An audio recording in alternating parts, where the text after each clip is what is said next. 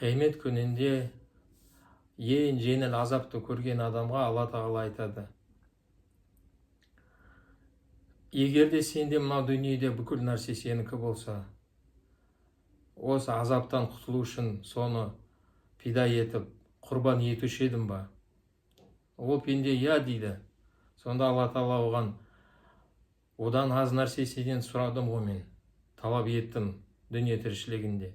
Маған серік қоспа, сонда сен тозаққа да түспейсің деп аз нәрсені сұрадым. Бірақ сен бәрібір бас тарттың, маған серік қостың, басқа нәрсеге табынып жүрдің.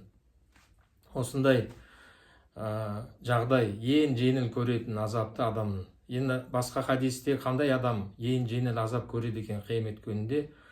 Ол хадисте пайғамбарымыз саллаллаху алейхи уассалам бізге айтып береді: ең жеңіл азап көретін адам, оның табанына шоқ қойылады. Сол шоқтың әсерінен миы қайнап тұрады. Осындай жағдайға түседі екен. Сонда Алла Құран кәрімде бір жерде айтады: аузу биллахи минаш шайтанир ражим, юбассарунахум яваддул муджриму лау яфтади мин адаби яуми идин бибаних ва сахибатихи ва ахихи ва фасилатихи аллати ту'вих ва ман фил арди жамиан сумма юнджих.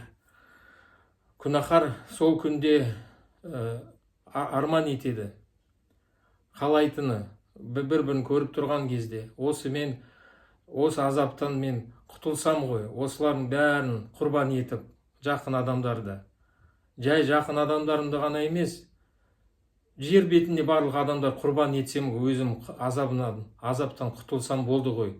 Өзін қарабасын ғана ойлап тұрады. Қиямет күнінде әр адам сондай өзін жағдайғаны ойлап, сол адам несіді, күнәһар адам ойда келмей, мынаны дос бар, содан көмек сұрайын. Өткен дос өзімен әлек, өзін қарабасын ойлап тұр, өзін жағдайын.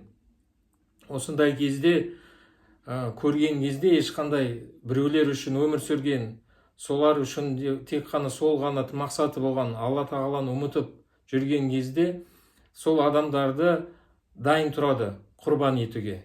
Осы өзім мынау азаптан, қияметте азаптан құтылсам ғой деп, соларды бәрін құрбан етуге дайын тұрады екен. Алла тағала оған айтады: құны одан аз болды ғой.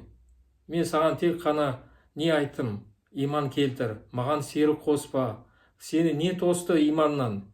Неге сен маған серік қостың? Неге басқа нәрсеге табындың?